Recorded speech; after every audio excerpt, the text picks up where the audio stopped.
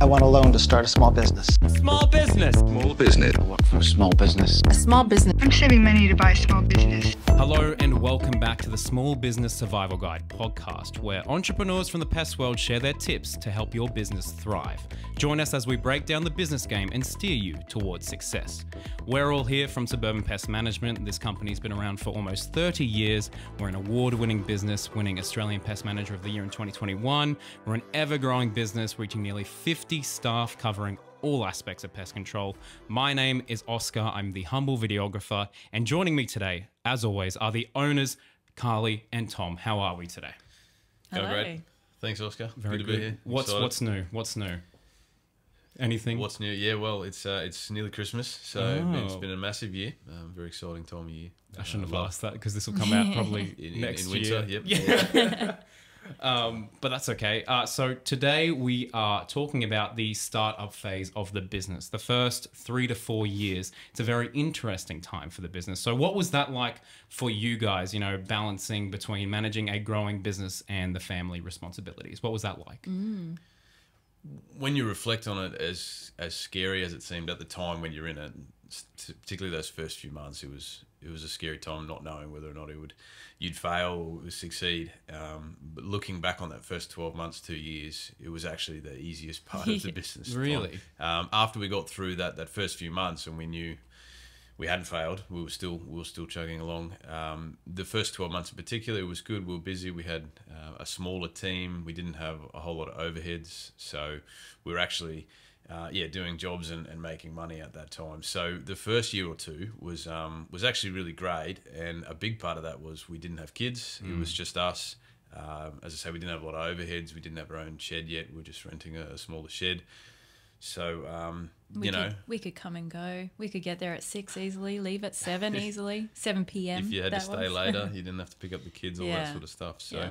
We were used to the big hours. Even as a 19, 20-year-old, I would do 60, 70 hours a week working in the business, not in our own business. So the hours were a comfortable transition to doing those, which is probably a big part of it. I don't know if it should be, but it pretty much always is. The hours are a big factor.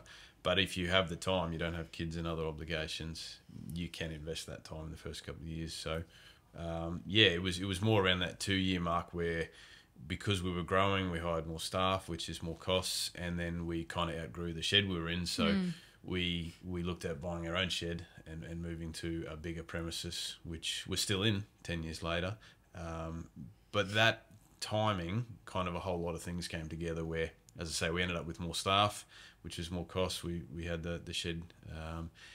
While we were in the process of buying the shed, I got offered to buy another business at the same time. So it was a much smaller business, but there was still a cost attributed to that and the time and the energy.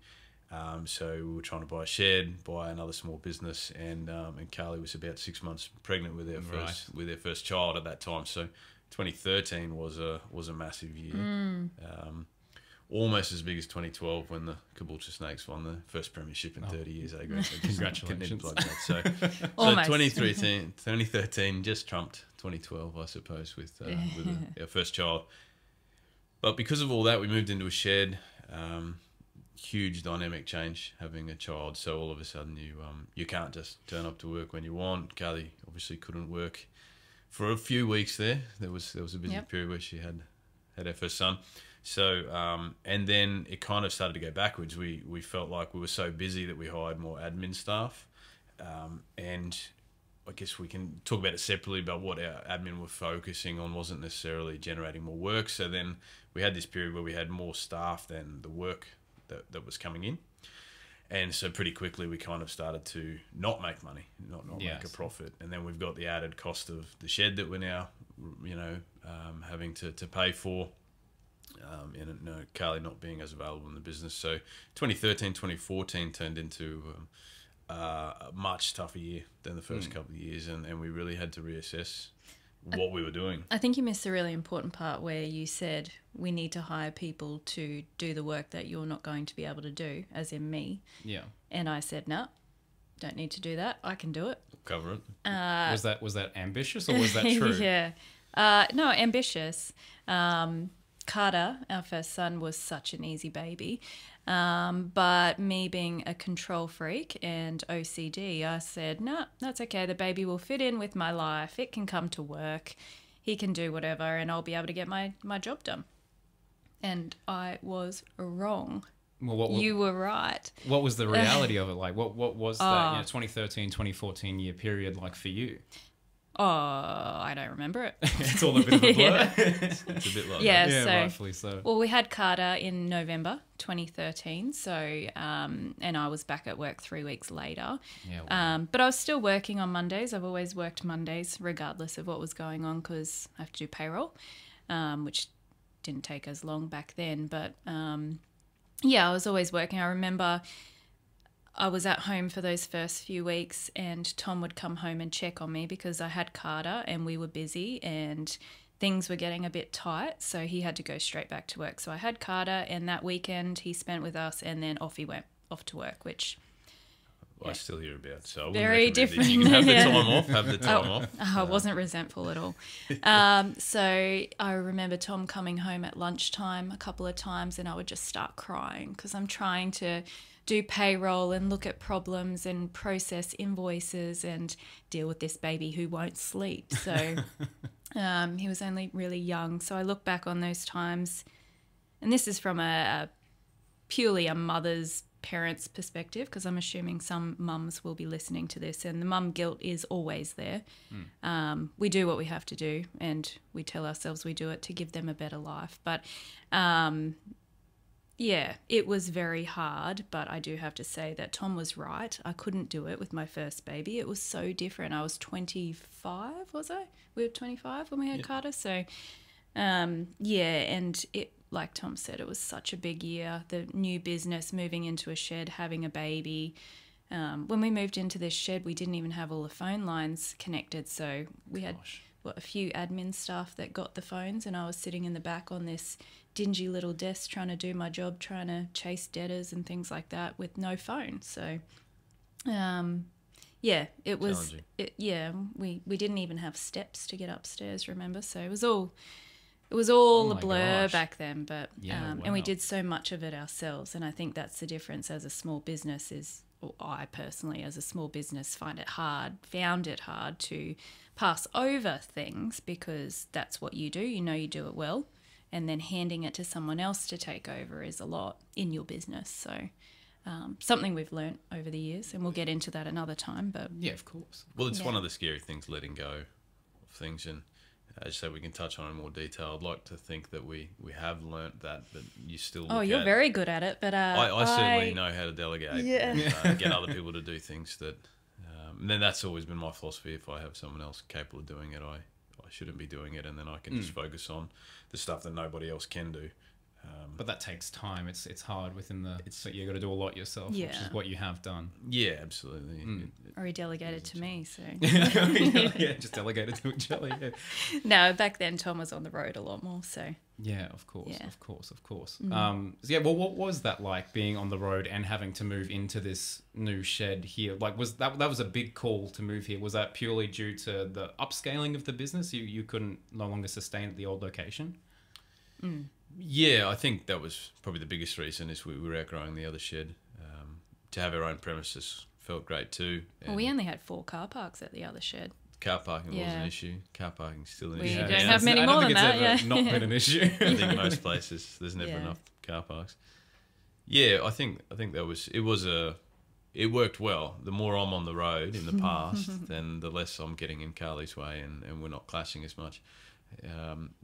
And if I'm out there, I'm typically generating more revenue, which is better for the business. So it's all kind of working.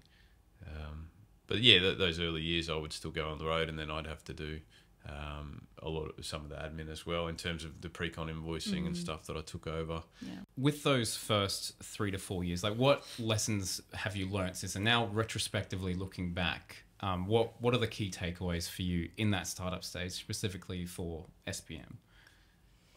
I think something I try to instill on, particularly our management team, that may try to take on too much. If you have, for example, 40 people in the team, and you have 40 hours in the week, for easy numbers, you've got 1,600 hours worth of people power each week. If I try to go from 40 hours to 50 hours to 60 hours, I'm not making much of a dent in that 1,600 hours worth of manpower. So there's only so much you can take on yourself. I think that's a big lesson, is as much as we try to do it all ourselves, as you grow a business, you can't do it all yourself. So you've got to be able to delegate and prioritize the right thing. So that was a big lesson. I think the other killer for us back then, apart from me not keeping on top of the workload and things were spiraling, was we were still so new to business back then. We were still learning. We've learnt so much. We thought that the fix to our problem was, like you said before, hiring more admin staff, and it just cost us. And you look back now, and we'd been in business. I mean, the business had been running for quite a while, but we took it on, and we hadn't put our processes into writing or implemented those sorts of things, because it was all in my head, and particularly Tom's head as well. So that was a really tough time and a steep learning curve to go. Putting more admin staff on, because we're so busy, didn't actually help. It sent us down even further, because it was just expense on top of expense. Some of the new team members didn't even know what they were doing. They wouldn't do it right. It took too long. So I reflect and look back now and think, it was more around our processes and procedures and manual handling and things like that we really needed to refine, as opposed to putting on a heap. When I say heap, we probably put on 2 admin staff, but for the size we were at the time, that's a lot. Yeah, of course. Yeah. Would you agree? Yeah, absolutely. It's like you say, if you just have a way of doing things, and when you're experienced and it's your own business, you can just pivot and make decisions, a little bit of finger in the air with decision making. And when you have team members, bring team members on, it's not that simple. You can't expect them to have your experience and understanding of how you want things to be done. So you have to have clear processes and good training. That's a massive part. And we had a couple of people, Jody and Nicole, your sister, working for us, which, if we go back to the baby stage, because that's more interesting, but joking. We had Nicole, so I would be upstairs working, or I'd be in a meeting, and Carter would be asleep, because Carter would come with me to work. Yeah. He would go to mum and dad's, and we haven't really touched on that, the support that we've gotten. Yeah, the family dynamic. Yeah, so we'll go back to that, but on the days that I didn't have someone to look after Carter, he'd be here, and so I would still have to do everything I'd normally do and still feed him and put him to sleep and stuff. Keep in mind, he's 6 weeks old or whatever he was. So I'd be in meetings and things, and thankfully we had Jody and Nicole here, because he would wake up screaming the house down, and they would go and get his bottle from the bag or the fridge and go and grab him and feed him. We're taking a trip down memory lane now. But it was very helpful to have some team members like Jody and Nicole who knew what they were doing, but as we added more people to the office area, it became a little, what's the word I'm looking for? Not streamlined, I guess. So relying on them to help me with the baby, as well as trying to keep new team members in check as well, it all kind of snowballed. So, but coming back to the support, we could not do what we have done without particularly my parents in the first couple of years. So I was going to ask about the family support. What was that like? Well, mum and dad, particularly mum, because dad was working, would have Carter at least 2 days a week. So luckily I was bottle feeding Carter, because that would have made it very tricky. But yeah, mum had Carter from 3 weeks of age, looking after him, which she thoroughly enjoyed. But the other days he was with me here. So we were very lucky, because I don't think that we would have been able to both stay in the business and achieve what we have if we didn't have the support. Tom's mum had moved away, but she came back when Carter was 2. So from then she has also supported us ever since. So she has the kids 1 day a week as well. So even now, they still have that massive support which is really good at school. Yeah, grandparent time. Yeah, I think they enjoy going there more than being with us most of the time. But so to really emphasize that we couldn't, it hasn't been easy, but it would have been way harder without their help as well. And I think that's a key point. It's the personal side of it. They've been a massive help, but even the business side of it, you have to get the right team around you to support. So, the right accountant, the right financial team, all of that sort of stuff. And a big part for us was when we were going backwards around that 2014. It just felt like things weren't working. So we weren't making money now. We had all these extra costs, and we just assumed the revenue would continue to grow, and when that's not growing, but you've increased your cost base, all of a sudden things can turn very quickly. Narrow in as to why? Like it felt like it was going backwards. Was it just purely expense, or what was the reasoning? Yeah, well, I guess it was when you're at that point where you have too much work and not enough people. The obvious thing is, I will just keep hiring more people. But then when you get to a certain point where it's not as simple as just being able to do more jobs, so you hire more technicians. As Kelly mentioned, we hired more admin team because then we couldn't keep up with the admin. So we hired more admin, which is indirect cost. And then you're kind of doing the same amount of jobs, and you can easily become less efficient. So when you're really busy, you just find a way to fit all the work, and it's efficient and effective. And then all of a sudden you hire one too many techs, and you kind of just spread that load across the same amount of jobs across more people. So it's just more cost and the same amount of revenue. So it's a combination of things, but you get to a certain point where, I guess jumping around a little bit, we were used to the phone just ringing all of the time. So you kind of have that luxury of you just booking in the jobs and reacting, and not necessarily being proactive to making more outbound calls. And even the annual clients, you'd send a reminder, and they would just kind of call in. So we didn't really have to do as much outbound, for example. So then you get to suddenly the point where you wanted those few extra jobs and you don't have the system and process. And a key part was our admin was more just reactive at the time. It was, if the phone's not ringing, well, what do I do? I'll just go and outbound do something else. But it wasn't outbound. It wasn't creating more work. It was just kind of going, well, what do I do? What can we do? So then the phone, it might be ringing the same amount, but we have more team, and that's not enough. It wasn't covering it. So we got to that point where we needed more work, but we didn't have anyone that was in a real sales team kind of role. So if the phone wasn't ringing, they didn't really know how to help us create. I see. When Kahlee and I are suddenly covering all these different areas, we can't, normally as a small business, you would, as the owner, you would be generating that revenue. Take it on. When you get to a certain point where you can't do it all, you need other people to be creating that as well. And this was way before, well, not way before, but well before we transitioned to different software programs. So a lot of our processes, well, pretty much everything was still paper-based. So you don't realise, but we're looking at paper work orders. We're ticking them off to say we've processed them. We're punching holes in them and putting them in a file and then filing away, things like that. So all of that stuff takes time as well. And when you don't have the phones ringing, that stuff takes longer, because we fill our time with stuff. And when you have probably inefficient processes like that, and you're small, you manage it. But as you grow, inefficient processes really, you get caught out with them, and you become exposed with those inefficient things that aren't helping generate revenue and those sorts of things. Absolutely. No, that is good advice. And for someone, an entrepreneur with a young family, maybe starting a business in 2024, or they're in the first 3 to 4 years of their business, what advice would you give them now? Because we're not still doing stuff on paper now, but still, what advice would you give them if you had any?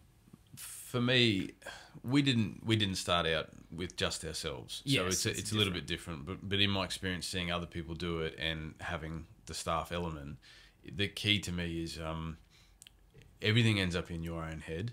And so, particularly for the first 5 years, if you ask Kahlee any client, any job, she would still know how many bait stations at a certain client site from 8 years ago. The amount of knowledge you keep in your own head is phenomenal. And that doesn't translate into a good system down the track. So I think even from the get-go, when you're kind of finding your feet, you do need to have an understanding of the right software system, so you're documenting things. Can be as simple as getting invoices out on time and getting paid. When you're small, you might have a personal relationship with every client and they just pay you on the day and things are good. But if you suddenly start having accounts and then you're not getting paid, you could still be looking like you're making money on paper, You might be getting the revenue and the profit, but cash flow is not there because you're not getting paid. So I think it's just understanding to have a good system, not what do I feel like doing on this job or this day. And if you jump around a lot, if your plan is to never hire staff, then that can work. But if your plan is to grow a business and hire someone, not having a consistent process yourself will become a nightmare for both you and whoever you hire, because they have no idea what's going on. What are you doing today, and what are they going to expect of me? Yeah. So I think a key part is consistent process, having good systems in place, understanding the tax side of it as well, because if you don't understand whether or not you need GST, whether or not you're charging GST, how to pay GST, how income tax works, or how the tax side of things work when you make a profit, all those sorts of things. Because it's not like being an employee where it just gets paid and it looks like you're making money, and then the tax man comes knocking. And he can come knocking 2 years later, depending on when you start, which is crazy. It's the stuff you don't get taught in school. And it can impact your wedding day. It can. I'm glad we learned trigonometry and derivative, in high school years, and they left out the tax side of it. They don't teach us that. So if you don't understand budgets and tax and all of that, then it could feel good the first 6 or 12 months, and then you can get caught out. So But I was just wondering more from like the family aspect as well. A young family going into business, is that the right move? Like, of course people want to have kids and stuff, and it's about prioritizing business and family. How would you recommend juggling that? Don't know. Support you mentioned. Support, if you have the support, makes life easier. I think people are, and I'll probably get in trouble, but people are always talking about work-life balance. I don't think it exists if you're starting up a business. You've got to work hard. You've got to need to put the time in. You need to have that support from your partner if they're not in the business, or if they are, to go, head down, bum up for the next few years. For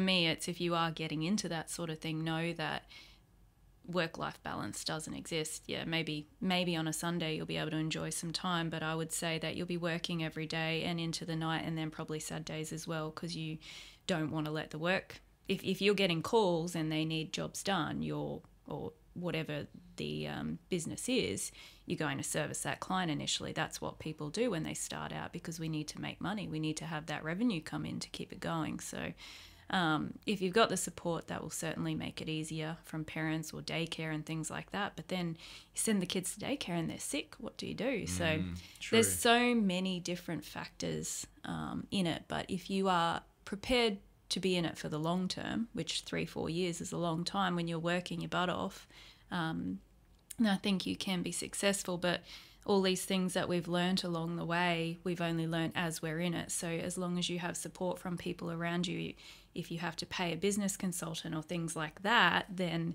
cool, because they're going to be able to help you as well when you get into pickles, because it will happen. Yeah, absolutely. The world at the moment, COVID and interest rates and cost of living is just ridiculous. We're navigating new things all the time. It feels like we're in a new element of life or something where... Absolutely. Yeah, there's just... For us, we've never really experienced it either, so... But it's still going. Still going. It's very positive. I'm tired this year. I am. It's been a long few years. Yes, but this year I thought it was going to be a really great year. I'm tired. Yeah, absolutely. Well, that's the glory of business, isn't it? Yeah. But thank you. That is it for this episode. So thank you very much for joining us. But as always, we finish with a little quiz. Oh. So the question this week is, what year were cane toads introduced into Australia? Oh gosh. Do you know? It was on a ship, wasn't it? I don't know how they got here. It's probably... Oh, I won't say that. I'll sound stupid. 1923. Okay. Yeah, that's not a bad guess. I would have said maybe the 30s, 1932 instead of 23. I have no idea. What's your final answer, Tom? 1932. The correct answer is 1935. Oh, nicely done. So whoever's closest wins? Whoever's closest wins. You could take that, if you want. Better luck next time, Kahlee. Thank you. But thanks, guys. Thanks for listening. Cheers, guys. Bye. I want a loan to start a small business. Small business. Small business. For a small business. A small business. Saving money to buy a small business.